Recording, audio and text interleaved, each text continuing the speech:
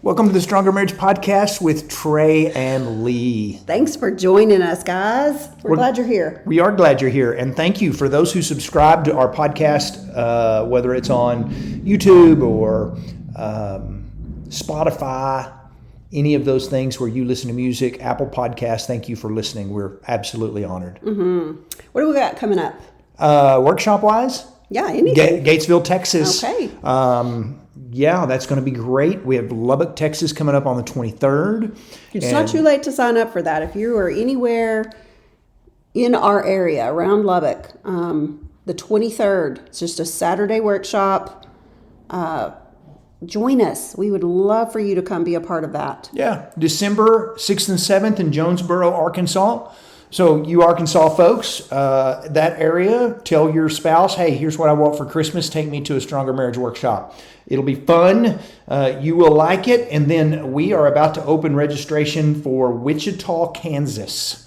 So that will be fun. So we're excited about that. And one other thing, can I throw this out there? Yeah, I was wondering if you were going to bring it up. So next week we have been invited to come to Focus on the Family in Colorado Springs and be on their show. The Jim Daly Show. The Jim Daly Show. Some of you may listen to that. Yeah, and so it may be a few weeks before it's out, but we're going to fly in on Monday and be on the show on Tuesday. We just think that we're honored that Focus on the Family has invited us to come be a part of their program. We're going to just simply talk about healthy marriages and what healthy marriages look like. Yeah, so we'll let you know when we have an air date for that. They haven't told us yet, but we will definitely be letting everybody know. There you go. Tonight, I thought it was good. We've had a couple of questions this week that have come in, and I thought, hey, we'll just address these on the podcast. We had one wife that had messaged us and one husband, not from the same couple, but both basically kind of wanted to know how often or how often should we be making love as a husband and wife? What should a husband and wife do? What is the average? What should we strive to shoot for? If we make love a lot, does that make it less special? And so we're going to talk about some of these things about how often should couples make love. We're going to share some statistics. We're going to use the phrase make love. We also may use the phrase have sex or sexual intimacy. All of those kind of mean the same thing. But that's kind of where we're going on our podcast today as we talk a little bit about sexual intimacy in marriage. That's something that we haven't shied away from on our podcast. We think that's very healthy, that as a Christian couple, believers, that we strive to talk about things like healthy married sex. And so if you've been to one of our workshops, you've sat in those sessions. And tonight, let's talk a little bit about how often a couple should be making love. Yeah. So there really is no right or wrong amount of how often you should be having sex in marriage, right? Mm-hmm. I mean, what's really more important in most cases is that whether or not you're still having physical and emotional intimacy with your partner, and that both you and your partner are satisfied in your marriage. Yeah. So that's what's important there. Yeah, and I want to repeat that because she said that well. It's not the amount; it's that both you and your partner are satisfied. Mm-hmm. So the key is maybe you need to ask your partner, are you satisfied? And is the amount good? And we're going to talk a little bit about how to adjust that a little bit. We want you to know we feel that marriage sex isn't just sex. It's not just for pleasure. It's not just for procreation.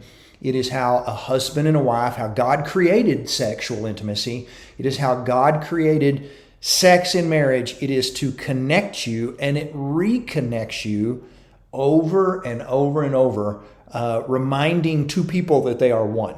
And marriage sex was created to be maybe the purest form of intimacy that there is. It is where you touch each other emotionally, physically, spiritually.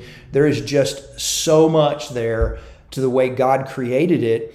And it's so powerful that's why he designed it for marriage, for long, healthy relationships. And so it is important in marriage, but we also understand that there are times that it may not be something that you can participate in marriage. We'll talk about that in a minute. Yeah, for lots of different reasons. For lots of different reasons. There's just really no magic number for how often sex should take place in marriage. A lot of people think once a week is kind of ideal. And for some people, it may be perfect. That may be perfect. For other people, that may be too much. For other people, that may not be enough. So it really just depends on the couple. So you really can't just say, this is the number, because there's tons of factors that go into that. Give us some factors. Age is definitely a factor. I mean, your younger married people are probably going to be having more sex than older, Couples in their 70s. Couples in their 70s. Yeah. So age is definitely a factor. Health is always going to be a factor. Your season of life, that could be, if you've got a new baby in the house, that's going to affect some frequency there. That may be... You're working two different time shifts at work, and both of you are working, and one of you works at night, one works in the day. And that season of life is going to be really tough. Yeah, so there's a lot of seasons of life that you may be going through where it's going to affect that. Yeah, if you've got a couple of toddlers in your house, you're going to have to work hard to be able to find intimacy with your spouse. Mm-hmm. Pregnancy, that's, all of those things are going to affect the frequency. So here's some interesting statistics. Yeah, I thought these were good. So couples under 24, married couples under the age of 24. There's not a lot of those. There's probably not a lot. Because most, can I throw this out here? Yeah, the average age of guys is 28 now, and the average age of girls is 26. When they get married, Yeah, and used to in the 80s when we got married, it was 22 and 20. Yeah, so... If you're a young couple that's got married. Yeah, so there may not be that many, but if you're under 24 and you're married, the average couple has sex 132 times per year. Now, I didn't do the math to see how many times that would average out. It would twice a week. Sometime we're in there. I don't know. No. I can't do that off the top of my head. 2 to 3 times. 2 to 3 times a week is about 2.5. Right, there you go. There's that average. I could do the math real quick while you talk. That's all right. But then this tells you, so as you age, that drops off a little bit. So married couples under the age of 30, so you've included some older people in there, have sex about 111 times per year. Okay, so 21 times less. So let me say this, because I think this is really important that we throw this in here. Yes. Just because statistically it talks about 2.5 times a week or 1.5 times a week doesn't mean that you have to fit those statistics. You may look at that and go, that's not enough. We want more. You may look at that and go, that's a little much for us. But that all goes back to the key of what is best for us both as a husband and wife. What do we agree on together? Because one of the things that we'll talk about in a minute is that when it comes to frequency, one person in the marriage shouldn't get to decide how often that happens. Yeah, for sure. So let's look at a few more statistics. Okay. Statistics are always fun. These are statistics for just breakdown of just couples in general. 7% of American adults had sex once or twice in the last year. They're actually... Anytime a couple has sex less than 6 times a year, they're considered in a sexless marriage. Why, I don't know, but they're kind of lumped into that. But 10% of marriages didn't have sex in the past year. So, that's a lot of people. 10%. That could be that are sexless. Everybody over the age of 60. Sure. There's just a lot of stuff there that would fit. Or they're in one of those seasons of life, Sure. or that are ill, whatever You may be listening to this, and you and your husband, you and your wife may be going, hey, twice a year is great with us. Right. So. Okay. So another one, 19% had sex twice or 3 times per month. 2 or 3 times per month, 19%. Yeah. 17% had sex once a month. 5% had sex 4 or more times a week. And then we thought the last two, 16% has sex twice a week, and 25% has sex weekly. Okay. 16% had sex 2 or 3 times per week. Yes, sorry, I said that. Okay. And 25% weekly. So the largest percentage there is weekly. Yeah, 25% weekly. So that just works for most couples. Yeah. The smallest percentage there, I find that interesting, is 4 or more times. So there's not a lot of people out there that are having sex 4 more times a week. A whole lot like that. Maybe because they have jobs. Right. And things to do, and they have to leave the house. Yes. There you go. I was glad you caught that. I was trying to be a little sarcastic there. So, yeah. We visited with a guy one time, sat in a workshop with a guy one time that had done a lot of research and studies, and his reasoning or his philosophy was that about every 3 days for many men and maybe for some women who have the higher drive in their marriage is kind of what is the case in a lot of marriages. Yes, but there's a biological reason for that. Yes, it's not just hey, this is a good time. It's a body thing.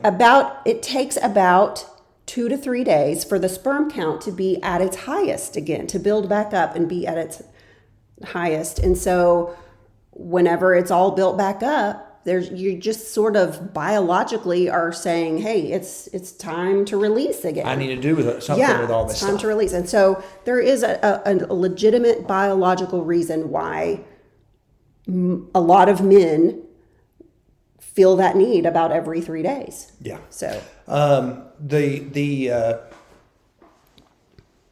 the quality of a sexual experience is just or even more important than frequency. Absolutely. Frequency is important, but just as important is the quality.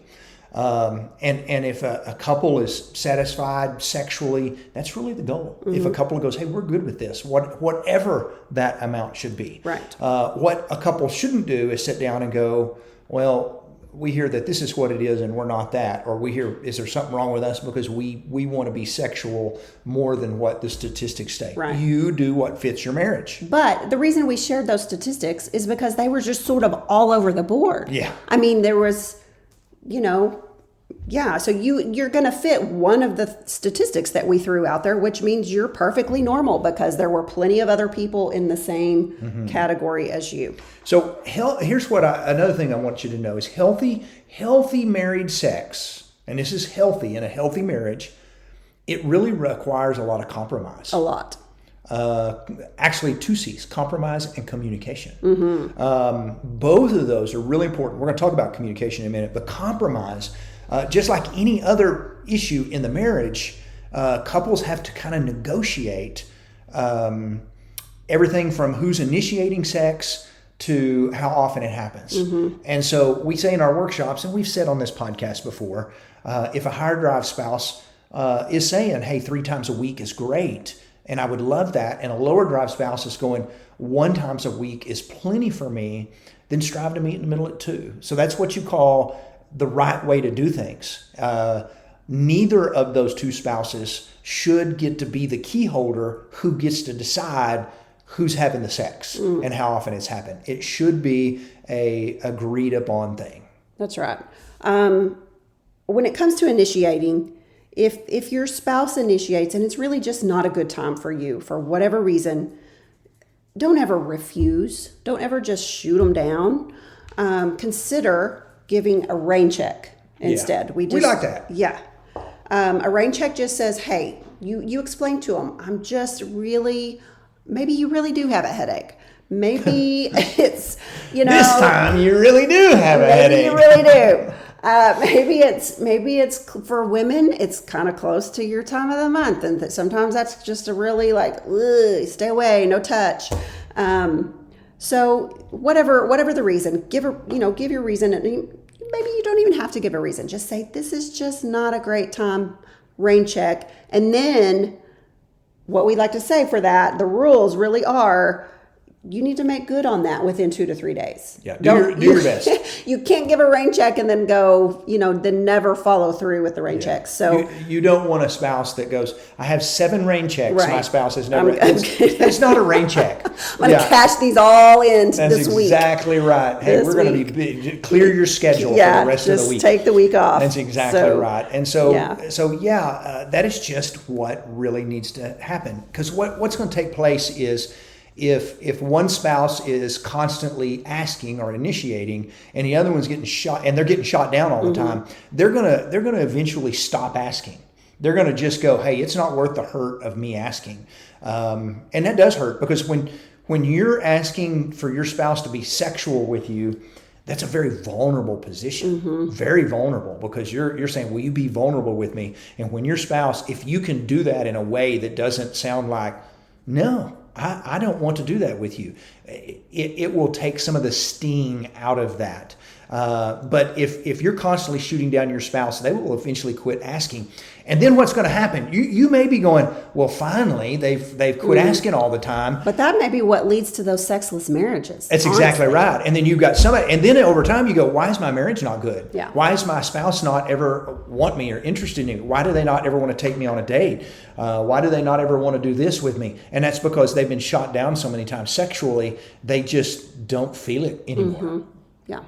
And so be careful with that. Yes. So communication is huge, like you said. Compromise and communication, both of those are huge. Yeah, and we'll talk a little bit more about that. Let me talk about that, expectations, for a second. Yeah. Can I do that? Yeah. So one of the things that I know in our marriage, if we're not careful, is unmet expectations when it comes to sex. And what that means is sometimes when we don't communicate well and one of us just thinks, hey, this is the day. We flirted a little bit. I've dropped a couple of hints. And so tonight's the night, and your spouse goes, hey, they were friendly today and that was a lot of fun. We should do that more often. And they didn't quite pick up on the hint. And one goes to bed frustrated and mad. The other goes to bed happy, but they can't understand why is my spouse put out at me? But that's an unmet expectation. If you're interested in being sexual with your spouse, you need to make that very clear. Very clear. Not dropping hints, not beating around the bush. Make that very, very clear. And so don't be the person who just goes, well, they should know, or I'm interested all the time. I'm just waiting on them to tell me they're interested. So be cautious about those. There's got to just be constant communication going on. So there's some actual health benefits to having sex.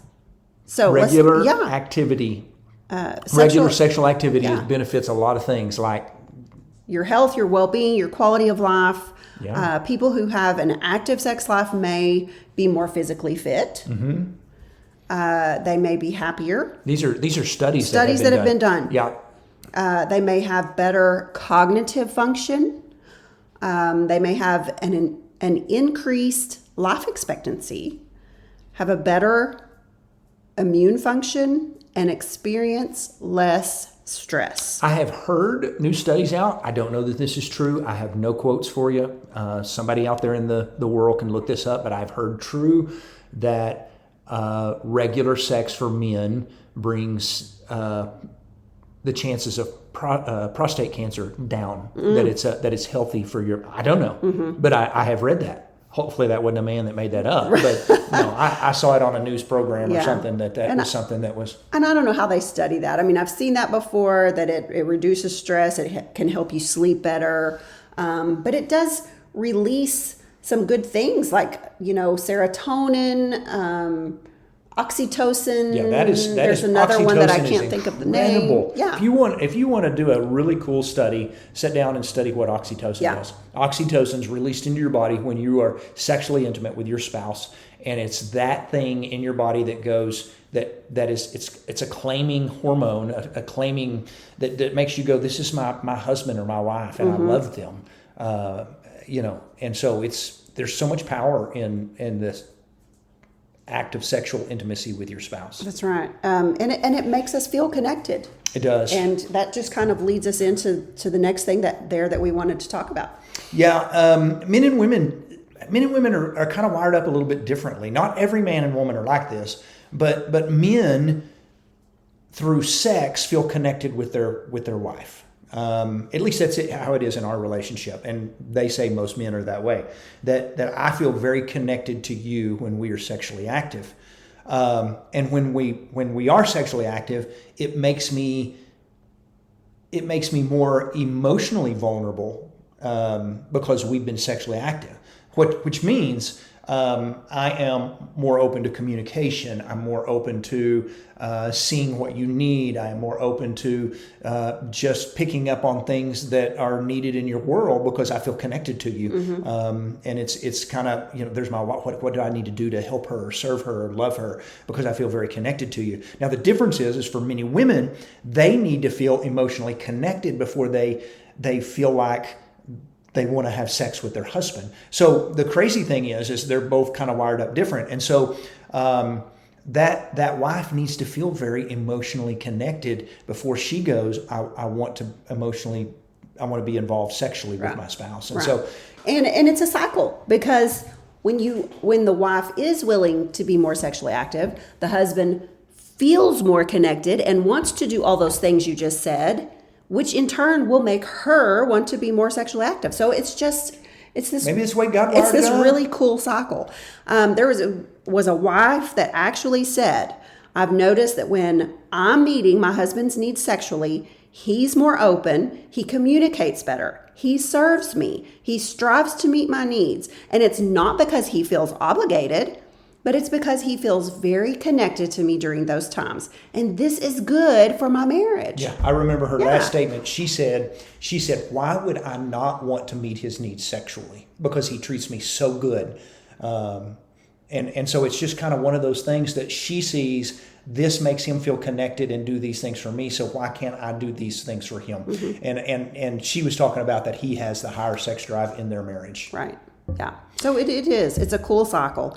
So bottom line, be more sexual, touch, flirt, hug, and have sex together. Those are very healthy. Make your marriage sizzle. As one author put it, sometimes a married couple's sex life is a pretty good measuring stick of how things are in their relationship right now. And all that depends on some of the things we talked about early, health, age, something along those lines. Yeah. And so let's close out our podcast a little bit with a few things about how to be more sexual. Yeah. So here's some ways to be more sexual. Never compare your spouse with anyone else. Your spouse is who they are. Don't make comparisons. Don't wish they were like so-and-so, and don't ever say that to them. Yeah. If you're going, I wish you were, if you're comparing your spouse and you're saying, I wish you were more like this, then you're wondering why they're not interested in you sexually. Right. Yeah, that's something you need to figure out. Right. So don't compare. Seek outside help when you need it. Yeah. So if there's some issues in there with maybe sexual health, you need to see a doctor or a counselor. Maybe you need to talk to somebody that just can kind of give you some ideas on how to do this. Maybe read a book. Again, we've said a million times. Educate yourself. Sheet Music by Dr. Kevin Lehman, fantastic book. It was so good for us to read together. But if you're having just any kind of little something that you just think it's just not working like it should, your first step may just be that you need to see a doctor. And we just think, well, that's weird. And our pride gets in the way and we think, how can a doctor help with that? They can help with more than you know. That's right. And they might just be able to point you in a good direction. So seek some medical attention if you think that could help. Maybe step out of your comfort zone.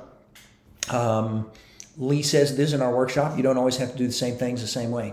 So step out of your comfort zone a little bit. Talk about it. Those are all healthy things to do. I can promise you the couples that talk about sex in their marriage have the better sex lives. Right. And we're talking about communication, like what's working, what's not working, those kinds of things. So you've got to be talking about it, or things are never going to change. Yeah, work through problems together. If there's an issue, if there's a problem, work through it. Tag team and go, how can we knock this out? What can we do to fix this? Yeah. Do things together other than sex. This of is course, huge. that goes without saying. This is huge. So let me speak for a second to the spouses with the higher sex drive. About 75% of the time, that's going to be a husband, but 25% that's going to be a wife. So you may really, really, really, really want things frequency-wise to pick up in your marriage for you and your spouse. But one of the best ways to do that is do some things other than just sex. If the only time you're ever pursuing your spouse is because it's when you want to have sex with them, they're going to feel a little used in that. So, go on dates, go do some things that they like to do, spend some time, go to a concert, communicate with them, pursue them outside the bedroom. You can't just always go, the only time my spouse ever pursues me is when they want sex. Yeah. Take care of your body. It's a big one. Take care of your health, take care of your physical hygiene. All of those things are really huge when it comes to sex. At the same time, overlook some flaws. Your body's not perfect. Over time, it's going to look a little bit different. Take care of it, but the stretch marks you see, your spouse may not look at it at all. They think you're beautiful. Yes. Make date nights fun and playful. Dress up for each other. Dress up at home. Have an at-home date night and dress up. That's something a little bit out of the ordinary that couples don't always do. We did that in 2020. Why are we not doing that ever again? We did. We had a date night in 2020 where we put on nice clothes. Yeah, because we always do that at Christmas. We'll go to a really neat concert or show or something and dress up, and we go eat at a really nice restaurant. And in 2020, we couldn't do that, but we still did.